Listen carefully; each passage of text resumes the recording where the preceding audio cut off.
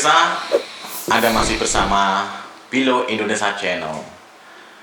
Apa yang disampaikan oleh Mas Awal bahwa pupuk jelas memiliki dampak terhadap masalah kesuburan dan tingkat dari kualitas dari tanah itu juga tidak bagus. Dan inilah yang menjadikan satu dasar pemikiran dan kegelisahan dari Bengkel Bumi bagaimana untuk memberikan satu solusi-solusi yang terbaik. Seperti apakah pengganti dari pupuk kimia ini agar masyarakat bisa mencontoh atau melakukan pembuatan pupuk berbasis organik itu sendiri. Dan inilah yang menjadikan concern dari Bengkel Bumi di berbagai daerah yang membuat namanya lumbung bumi itu sendiri. Seperti apa itu tentang lumbung bumi dan berbasis organik itu? Jadi gini, kita itu bergerak berdasarkan sebuah panggilan hati, analisa. Saya orang ekonomi soalnya, Mas. Jadi saya orang ekonomi yang terjun ke dunia pertanian karena melihat petani kita nih, wah ini sebenarnya sosok guru yang paling sebenarnya itu petani. Dan Indonesia itu harusnya negara agraris yang memang harusnya sektor pertanian menjadi inti utama. Tapi nyatanya malah tadi menjadi penjajahan gaya baru. Kenapa saya bilang penjajahan gaya baru? Karena membuat petani-petani kita tidak mandiri lagi. Membuat petani-petani kita harus ketergantungan terus sama mereka. Itu kan konsep penjajahan kan kayak gitu. Mulai dari ketergantungan bibit, ketergantungan pupuk, ketergantungan pasar, sampai bahkan ketergantungan sebuah teknologi traktor dan segala macamnya. Nah, berangkat dari situ kami ingin mengajak kepada teman-teman petani untuk bangkit lah. Kalau kalian mau sejahtera, kalian harus mandiri. Kalau kalian mau sukses, kalian harus mandiri. Selama kalian tergantung, selama kalian dijajah, selama itu kalian gak akan pernah bisa sejahtera. Gak ada kata sejahtera dalam dunia kamus penjajahan gitu. Makanya disitulah kami hadir untuk bagaimana memberikan solusi kepada teman-teman petani secara bertahap. Alhamdulillah kita memberikan solusi untuk kemandirian bibit, kemandirian pupuk, kemandirian pasar yang kami bangun secara berkala, secara signifikan gitu. Artinya Bengkel Bumi ini bukan hanya melatih atau memberikan solusi dalam pengganti dari pupuk, tapi juga memberikan tentang strategi pemasaran sampai pada pembibitan juga. Betul, itu yang kami lakukan. Karena kalau nggak kayak gitu, percuma. Mereka bisa mandiri pupuk, lah tapi bibitnya ditekan sama mereka. Sebenarnya secara garis besar, permasalahan pertanian kita tuh apa sih faktor-faktornya? Faktor yang paling utama sih, Mas, adalah faktor di mana mereka tahu Indonesia nggak boleh sejahtera. Karena kenapa? Dengan Indonesia sejahtera, mereka tahu pertanian kita nggak boleh maju. Kalau Indonesia pertaniannya maju, selesai, Mas, negara-negara besar itu. Indonesia kuat. Buktinya loh, Belanda 350 tahun menjajah Indonesia. Diusir sama kita. Dengan apa? Kekuatan itu, Mas. Dari sektor apa? Pertanian. Keuangannya dari mana? Sektor pertanian. Dan 350 tahun mereka datang ke sini untuk apa? Menjajah kita. Menjajahnya dari apa? Sumber dayanya. Sumber daya kita luar biasa. Sektor utama yang paling luar biasa adalah sektor pertanian. Di zaman penjajahan Belanda, gula, Indonesia menjadi rajanya gula. Bawang putih menjadi rajanya bawang putih. Rempah-rempah, jahe, kunyit, dan segala macamnya menjadi rajanya di dunia. Orang tertarik. Tapi setelah kemerdekaan, apa yang terjadi? Mereka membuat sebuah grand design besar bagaimana pertanian di Indonesia nggak boleh maju. Dimana pertanian di Indonesia nggak boleh sejahtera. Dan petani-petani Indonesia nggak boleh untuk bisa menjadi petani-petani yang kuat. Dan akhirnya negara ini dirubah haluannya. Itu dari sisi kebijakan ya? Iya, dari sisi kebijakan. Seperti tadi yang Mas sampaikan tadi kan. Nah, bahwa di kita sekarang ini, di sektor pertanian di Indonesia itu fokusnya adalah cuma di sisi hasil. Jadi seakan-akan petani diperas tenaganya, keringatnya cuma jadi buruh. Sudah gitu yang lebih parahnya lagi, harga. Mereka nggak punya hak. Kita mau beli handphone Ya, yang menentukan harga siapa? Penjual. Iya. Lah tapi petani mas, ketika dia mau menjual hasil pertaniannya, yang menentukan harganya siapa? Tengkulak, pembeli. Itu kan sama aja penjajahan dan itu tidak disadari. Kalau ini pemahaman ini kita terus gencarkan kepada petani seluruh Indonesia, mereka sadar, mereka bangkit mas dengan kesadaran itu dan yakin Indonesia kaya, sejahtera. Awal-awal kemerdekaan Indonesia bisa gaji, Iya. itu dari apa? Dari pertanian, dari sektor pertanian untuk gaji PNS-nya itu, untuk gaji negara ini, semua dari sektor pertanian gitu loh. Tapi mereka lupa, pemimpin-pemimpin bangsa-bangsa kita ini lupa gitu. Seakan-akan petani itu kumuh, kusel, dusel dan segala macam gitu. Padahal disitulah kekuatan kita yang sebenarnya. Dan cari menantu petani juga. Nah, gak gengsi. Gak gengsi jadi mantu petani. Makanya ketika saya dari saya kan orang ekonomi, dari orang keuangan gitu kan, terjun ke dunia pertanian gitu. Istri saya juga sempat, loh mas nggak salah toh gitu. Tapi yang saya buktikan dan alhamdulillah sekarang ya hasilnya cukup luar biasa. Bagaimana dengan faktor-faktor itu di antara lain dari sisi media, Ya. dari sisi SDM, dari sisi teknologi dan lain-lain. Bagaimana Anda bisa menguraikan dari permasalahan pertanian seperti yang ini? Ya, ini pertanyaannya nohok banget. Makanya saya lebih gencar mas di media sosial. Iya. Teman-teman saya minta untuk terus gencar menyuarakan ini secara bersama-sama dengan media sosial. Karena kita nggak mungkin punya TV, kita nggak mungkin sekarang ini punya media cetak dan segala macam tentang menyuarakan pertanian yang sehat dan menyehatkan. Kenapa kami nggak menyebutnya pertanian organik? Karena kami lebih suka dengan kata-kata sehat dan menyehatkan. Iya. Supaya apa? Supaya memang masyarakat itu sadar bahwa pertanian yang organik, yang sehat dan menyehatkan itulah yang harusnya dikonsumsi sama orang-orang Indonesia. Supaya kita kuat, supaya orang-orang kita tuh cerdas gitu loh. Tapi kalau kita dicekokin ya tanda kutip racun gitu kan, terus-terusan diracun, selesai mas, nggak akan pernah bisa bangsa ini kuat gitu. Nah makanya dari sisi media kami lakukan gencar seperti itu dengan media sosial di berbagai, baik di Twitter, Maksudnya bukan media branding, tapi media tanah itu sendiri.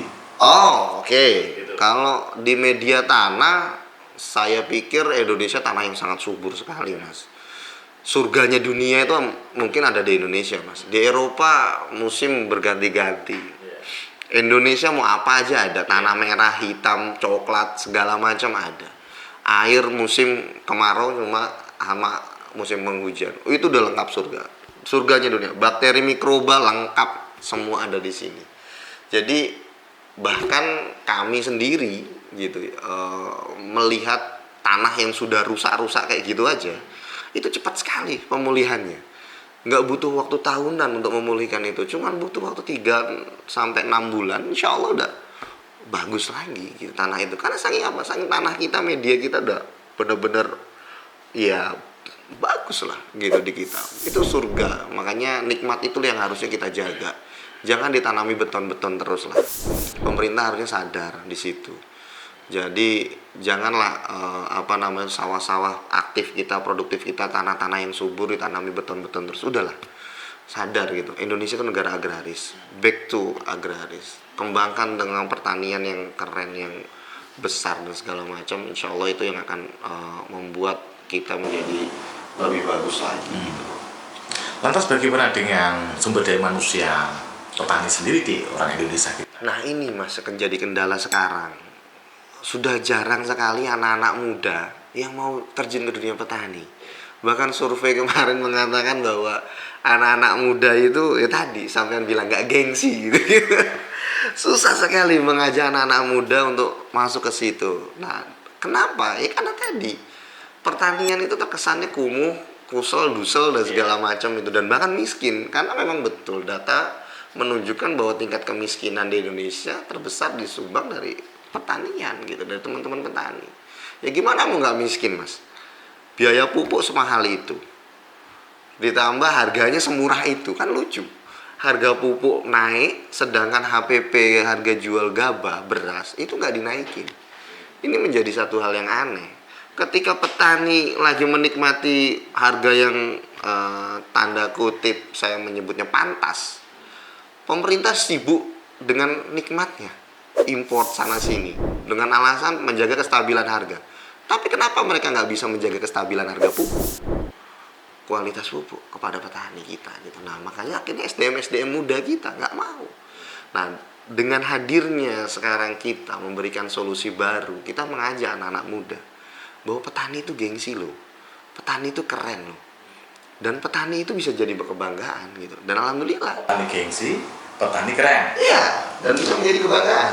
Dan petani kita bangga jadi petani ya. Dan bangga menjadi petani. Kayak saya juga pakai kaos petani. Nah, saya hampir setiap hari gitu, hampir setiap hari pakai kaos petani gitu. Jadi selalu dengan tagline selamatkan bumi dan sejahterakan petani. Jadi kita itu tagline utama kita. Kalau saya kan pakai sedulur tani. Nah, saya pakai saudaranya petani. Itulah. Jadi makanya SDM kita harus kita benahi mas. Karena 40 tahun sejak, mohon maaf, perusahaan pupuk kimia berdiri, pupuk itu berdiri bukan mengajarkan tentang kemandirian. Mereka justru malah mengajarkan kepada teman-teman petani kita tentang perbudakan, tentang kemiskinan, mengajarkan bukan tentang sebuah kesejahteraan, tapi malah justru mengajarkan kepada teman-teman petani kita terus bergantung sama mereka. Ketika petani kita sudah bergantung kayak sekarang ini, lihat mas, ketika dicabut subsidi pelan-pelan sama pemerintah, apa yang terjadi? Kelangkaan pupuk di mana-mana. Apa yang terjadi? Petani teriak mas, di mana-mana petani teriak pupuk langka, pupuk nggak ada, pupuk langka, pupuk nggak ada. Itu yang terjadi, gitu loh. Itu terjadi di mana-mana di seluruh Indonesia. Karena tadi akhirnya petani kita sudah bergantung kayak zombie.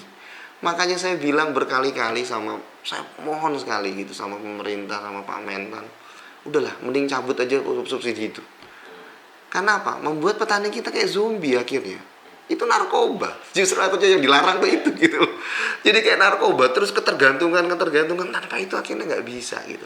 Nah, kalau tadi kita bicara tentang SDM dengan fakta-fakta beberapa perguruan tinggi Indonesia banyak fakultas pertanian. Omongannya Anda tentunya bisa dibalik itu. Otomatis SDM petani kita lebih bagus. Karena banyak sekali fakultas pertanian gitu loh, dan sekolah-sekolah pertanian juga banyak gitu loh. Tapi malah Anda mengatakan semakin penurunan tuh gimana logikanya ini? Sekarang logika sederhananya, berapa jumlah lulusan fakultas pertanian yang mau jadi petani? Oh gitu. Berapa jumlahnya? Oh karena mereka banyak kerja di perbankan, ya, banyak kerja di logistik, Nah, gitu lah. gitu kan? Jadi nggak banyak gitu. Jadi akhirnya ilmu yang mereka dapat di dunia kampus, di dunia di dunia formal itu justru malah tidak memberikan kontribusi lebih kepada petani-petani kita karena mereka tidak mau jadi petani. Apa karena Gitu. bahwa kita itu adalah di tropis, ya kan? Sehingga ketika kita ini bertani, sehingga resikonya sangat tinggi. Apakah itu menjadikan alasan mereka? Ya, Mas. Bukan Tadi ya? yang menjadikan alasan mereka di dunia pertanian kita sekarang ini itu adalah pertanian kita itu adalah konsep penjajahan. Kita nanam padi, petani beli bibit itu dipatok sama mereka harganya. Harga bibit berapa? Harga pupuk dipatok sama mereka dengan semahal kayak gitu. Sedangkan harga jualnya dipatok juga sama mereka. Itu kan penjajahan, sama aja ingin mengatakan bahwa petani itu kamu kerja ya, nih hasilnya tak jual segini, kamu udah pasti untung. Padahal belum tentu mas, gitu loh. Dan itu yang terjadi sekarang. Makanya saya bilang konsep yang itu yang harusnya dirubah, dibuka gitu loh. Buka, kenapa pemerintah gak berani membuka sektor pertanian menjadi sejahtera? 30 triliun anggaran subsidi pertanian kita. Sampai kemarin jadi apa sekarang petani kita? Lantas gimana Bengkel Bumi ini untuk memotivasi atau menggerakkan pada kalangan-kalangan muda, ya kan, atau orang-orang yang kuliah di dunia pertanian, di Fakultas Pertanian, untuk mencintai dan mendekatkan diri kepada pertanian yang tadi Anda bilang petani adalah bergengsi, petani adalah hebat, dan petani adalah menjadi orang kaya. Gimana? Jadi gini, kita konsep yang akan kita ajukan kepada teman-teman, dan sekarang alhamdulillah banyak sekali anak-anak teman-teman petani-petani desa milenial itu yang balik ke pertanian. Kenapa? Karena kita sentuh akidahnya, Mas. Kita balikan lagi bahwa petani itu adalah satu-satunya profesi di dunia ini yang keren banget, Mas. Diajak diskusi langsung sama Allah. Bengkel Bumi membukakan kotak Pandora itu ya. Nah, itu dia. Satu-satunya profesi diajak diskusi langsung sama Allah. Mana ada auditor, wartawan diajak diskusi sama Allah? Nggak ada. Pak Lurah, pimpinan segala macam diancam sama Allah masuk neraka. Maksudnya gimana itu? Saya belum jelas itu. Petani, Mas. Diajak diskusi sama Allah tuh Nah, itu. Jadi di dalam Al-Quran Allah itu menjelaskan itu, bahwa Allah tuh mengajak diskusi kepada petani. Ayatnya, nikmat Tuhanmu yang mana yang kau dustakan. Itu ayat yang ditanya langsung sama Allah kepada siapa? Petani, Mas. Dikasih buah yang banyak, dikasih tanah yang subur, dikasih air. Dan itu cuma petani. Dan petani gak pernah diancam sama Allah. Cuma ditanya berkali-kali, nikmat Tuhanmu yang mana yang kau dustakan. Nah, disitulah kami ingin mengajak kepada teman-teman petani, kita dekatkan lagi. Allah sayang sekali. Dan satu-satunya profesi, Mas, ini menurut hitungan saya sebagai orang akuntansi, sebagai seorang ekonomi, itu satu-satunya profesi di dunia ini yang paling banyak sedekahnya. Ini cuma petani. Kok bisa? Gimana logikanya? Nah, logika tadi saya bilang, apapun yang ditanam petani, apapun, itu dimakan serangga, dimakan hewan, bahkan dimaling sekalipun, itu nilai sedekah. Belum sampai situ. Tanaman yang ditanam sama petani, dia menghasilkan apa? Oksigen. Lah manusia ngirupnya apa? Berfotosintesis tadi itu. Manusia menghirupnya oksigen. Karbon dioksida yang dihasilkan sama kendaraan kita dan segala macam diserap sama mereka. Itu sedekah luar biasa, Mas. Dan itu nggak pernah dihitung. Jadi dalam ilmu pertanian kita bisa mengupas ayat-ayat kaumiyah gitu. Nah, jadi itu yang harusnya petani keren, petani bangga. Kenapa? Karena dia menjadi profesi yang paling banyak sedekahnya. Profesi yang paling banyak, yang dia nggak perlu ngeluarin uang berjuta-juta, cukup dia nanam, tumbuh besar, berbuah, lebat, sejuk. Itu petani. Belum lagi mikroba yang ada dalam tanah kalau di bertani organik, ya kan, tumbuh di sana. Bertani organik itu, bertani sehat, itu bukan hanya pupuk, Mas. Seperti saya bilang tadi, integrated farming system. Bukan hanya sekedar pupuk. Kalau mau ngomong tentang organik, dia ngasih makan kepada makhluk hidup yang ada dalam tanah, mengembangkan makhluk hidup dalam tanah. Itu sedekah luar biasa. Karena Allah sudah bilang di dalam Qur'annya, seandainya kita mati, Mas, terus kemudian Allah bangkitkan kembali, amal ibadah apa yang kita ingin lakukan? Dan sentuhan-sentuhan value itulah yang selama ini disampaikan oleh Bengkel Bumi kepada kaum milenial, generasi muda, untuk ayo kita kembali ke alam atau back to nature gitu ya. Jadilah petani. Karena dengan petani, insya Allah kita banyak sedekah. Dengan jadi petani, insya Allah orang yang banyak sedekah dijamin sama Allah. Jadi Ahmad Sawal, Direktur Bengkel Bumi, luar biasa penyampaiannya. Kita ikuti season berikutnya.